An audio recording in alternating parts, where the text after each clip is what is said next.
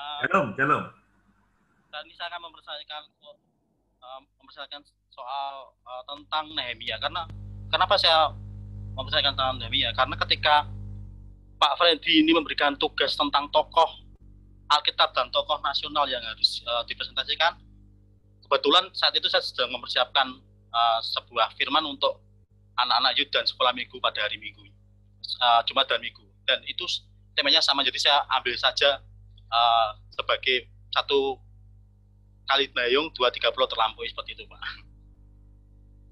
Bagus. Karena kenapa kita harus tahu dulu latar belakang Nehemia ini ya. Nehemia ini uh, tidak terlepas dari runtutan sejarah dari peristiwa Daniel, Esther, Ezra sampai ke Nehemia ini. Sebenarnya tembok Yerusalem itu sudah pernah akan dibangun oleh Yerubabel, yaitu pemimpin kelompok pertama yang ketika Babel dikalahkan oleh Persia dan Raja Kores memberikan izin untuk bangsa Yahudi atau bangsa Israel kembali ke tanah kelahirannya, itu adalah pertama adalah Yunana untuk memperbaiki segala sesuatu tembok dan mesbah Tuhan di sana. Tetapi karena beberapa halangan, beberapa rintangan, ternyata Yerubabel tidak bisa menyelesaikan itu. Dan dilanjutkan oleh Ezra. Jadi Nehemia ini adalah pemimpin kelompok ketiga gelombang kepulangan bangsa Israel kembali ke Yerusalem. Kenapa saya memilih seperti ini? Karena saya melihat bahwa Nehemia ini sesuatu yang luar biasa dalam hidupnya. Kita tahu bahwa dia adalah seorang juru minum raja.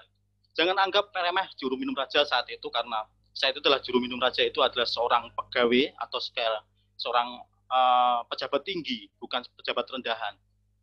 Terus kenapa dia punya hati untuk kembali? Sebenarnya kalau dia mau tetap nyaman di tempatnya, tetap nyaman di dalam posisinya, dia hidupnya akan nyaman. Tetapi dia mau ambil bagian tentang pekerjaan Tuhan.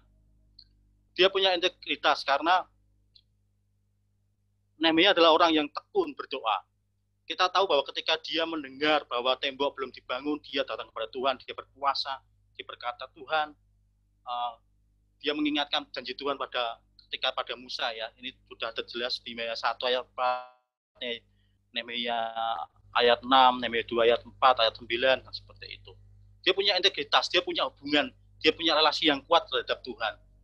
Sebenarnya pemimpin harusnya dasar pemimpin adalah relasi, punya kehidupan doa yang kuat kepada Tuhan, kepada pencipta alam semesta seperti itu. Yang kedua kelebihannya, salah satu yang saya tanamkan kepada anak-anak muda dan anak-anak sekolah minggu di tempat saya, bahwa dia punya rasa cinta tanah air. Ketika dia sudah ada di luar negeri, kalau mungkin saat itu kalau kita anggap seperti saat ini, dia sudah punya posisi yang enak, mungkin gaji yang besar, punya fasilitas yang luar biasa, tetapi dia masih ingat bahwa dia punya tanah air yang belum dibangun, tanah air yang masih pura-puranda. Seperti itu. Kenapa? Kita harus tahu latar belakangnya, kenapa tembok perlu dibangun. Karena saat itu, pada zaman saat itu, kita harus tahu tembok kota itu adalah sesuatu pertahanan yang utama. Kalau kita mau lihat ceritanya Yosua masuk ke tanah perjanjian, dia meruntuhkan dulu tembok Yeriko. Dan di situ kita tahu bahwa tembok kota adalah sesuatu yang penting buat sebuah kota. Kita tahu bahwa di dalam kota itu, di Yerusalem, kita tahu bahwa bait suci, bait Allah sudah dibangun dan sudah ditahbiskan oleh Ezra. Sebenarnya Nehemia dan Ezra ini satu kesatuan kalau saya baca runtutannya, tetapi dipisah seperti itu ya, karena memang Tuhan punya sesuatu yang kita harus pelajari di situ. Apa? Bait suci itu sudah dibangun, tapi tembok belum dibangun. Membuat Nehemia semakin harus dibangun. Kenapa? Karena kalau tidak dibangun, bait suci ini akan menjadi barang jarang lagi. Seperti kita tahu bahwa ketika Israel dijarah, khususnya kaum Yehuda dijarah, jatuh ke dalam tangan Babel, semua perkakas bait Allah dibawa semua ke tanah Babel, dan itu sudah dikembalikan lagi ya oleh Kores seperti itu. Jadi tembok sangat penting. Dia punya satu visi atau visioner. Bentar, saya akan buka catatan saya dulu. Dia punya visi, kalau dia seorang pemimpin harus punya visi ke depan, dan visi Nehemia adalah ia tahu bahwa perlawanan pasti akan bangkit, jadi ia meminta surat-surat di raja agar berdalam aman, dan ia mendapat sumber-sumber untuk menyelesaikan tugas itu, memasang bal-bal pada pintu gerbang di benteng Besusi untuk tembok kota. Dia dengan cara menyeranakan strateginya. Kita tahu ya, ketika dia sudah sampai ke Yerusalem, dia belum mengutarakan, maksudnya dia sudah berkunjung dulu, dia sudah mengunjungi tempat-tempat mana yang harus dibangun. Dan seorang pemimpin yang baik tidak hanya punya visi, tapi dia juga harus mengutarakan visinya itu kepada timnya, kepada semua yang dia pimpin secara sederhana, supaya mereka dapat memahami apa yang menjadi visi seorang pemimpin seperti itu. Tapi Nehemia lakukan itu.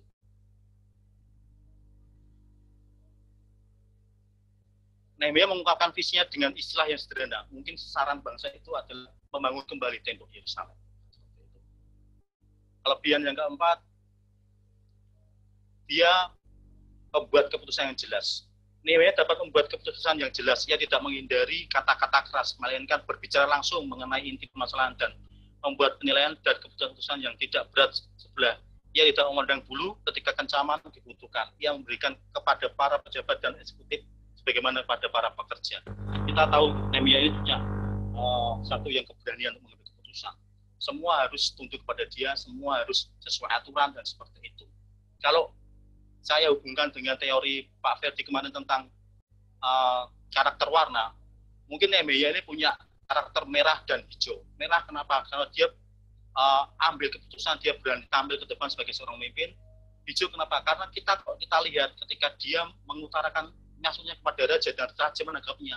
Artinya kalau kita bisa tarik, kita tafsirkan bahwa Nehemia ini punya hubungan yang khusus, relasi yang khusus kepada raja. Berarti dia juga seorang yang bisa bergaul, membangun hubungan yang baik seperti itu.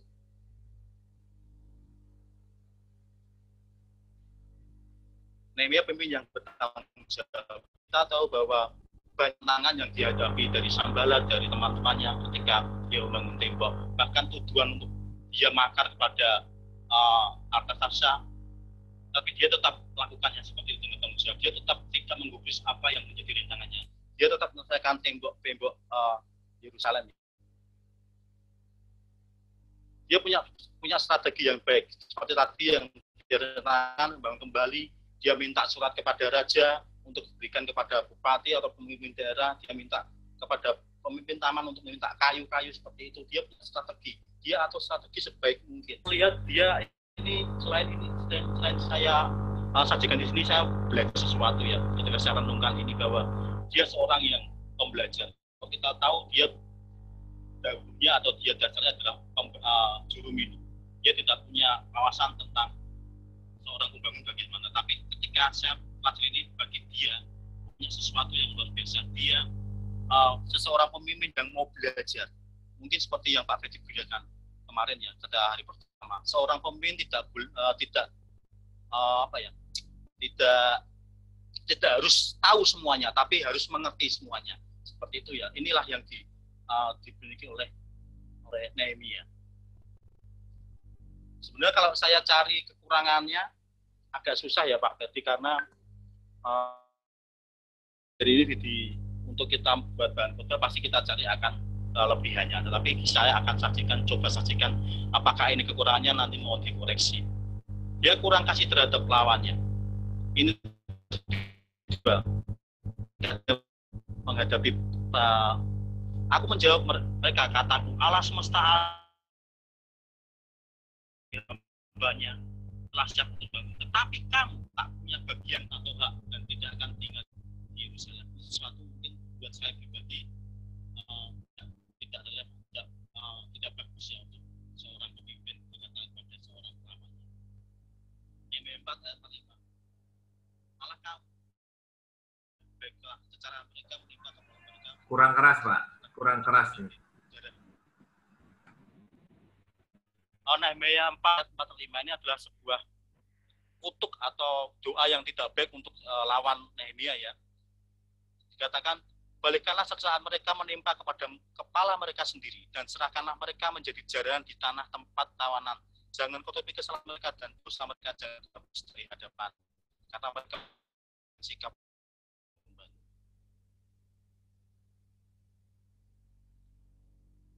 Yang kedua, dia punya emosional ya.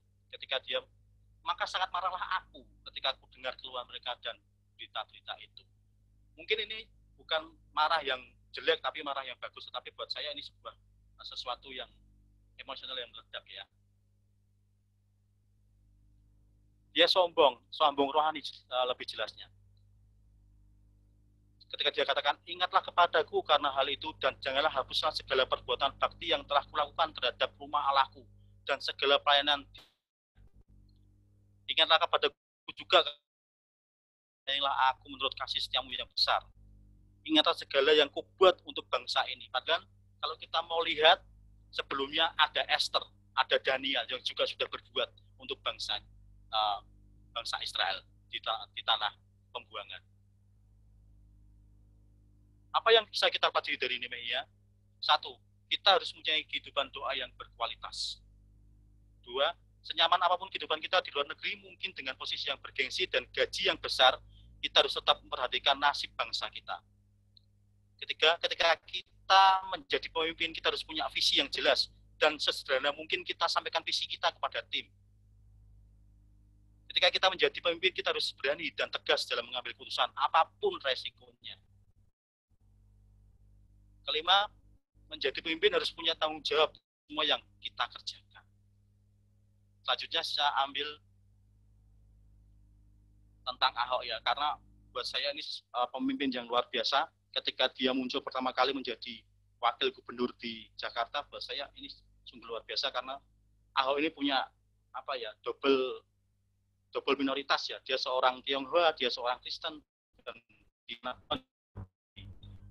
dan kalau kita mau kita cocokkan dengan karakter lama yang Pak Ferdi kemarin ajarkan, mungkin Ahok ini adalah merah, karena dia tabrak semuanya, dia berani, bahkan dia lebih, kalau pas kita pelajari ketika dia menjadi wakil gubernur, dia lebih condong dominan daripada Pak Jokowi ketika Pak Jokowi jadi gubernur.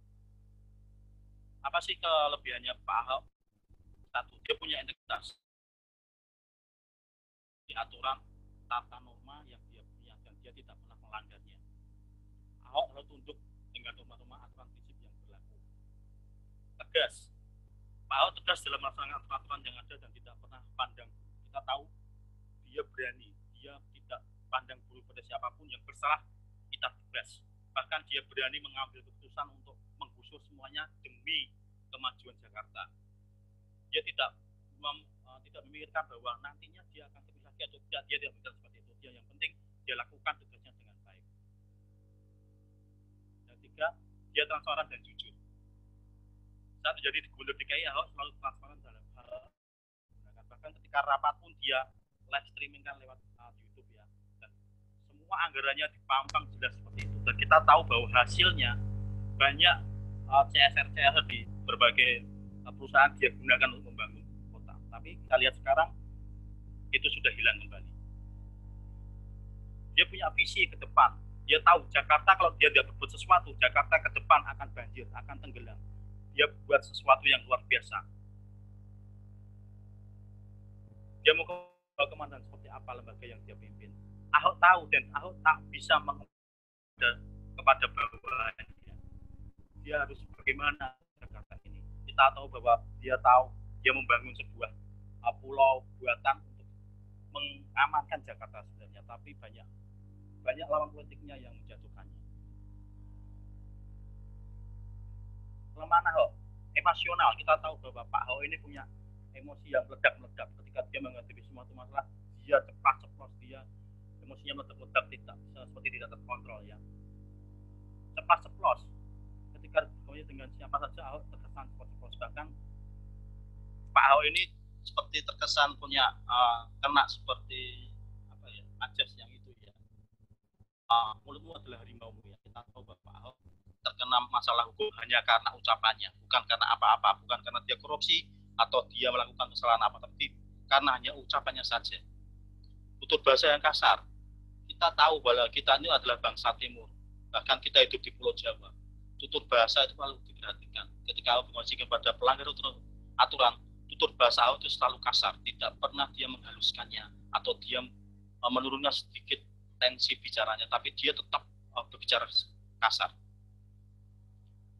Terkesan otoriter, kalau menurut pandangan beberapa anak buahnya dalam mengambil suatu urusan, Ahok terkesan otoriter. Apa yang bisa kita pelajari dari Pak Ahok? Ketika kita menjadi pemimpin, kita harus tegas dalam melaksanakan tanpa pandang bulu, jujur dan transparan terhadap semua program dan terutama berkaitan dengan dana. Kita harus punya visi dalam menentukan arah kemana dan bagaimana lembaga yang kita pimpin, dan punya strategi yang bagus, dan kita bisa komunikasikan itu semua kepada tim kita. Itu saja Pak.